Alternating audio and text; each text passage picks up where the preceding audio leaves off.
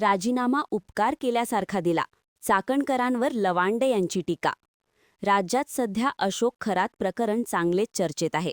त्या संदर्भात नवनवीन बाबी समोर येत आहेत.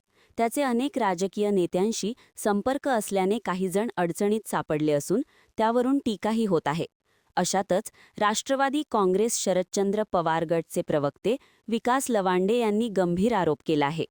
माणिकराव कोकाटे यांना मंत्री करू नये यासाठी अशोक खरातने सुनील तटकरे यांना फोन केल्याचा दावा त्यांनी केला आहे.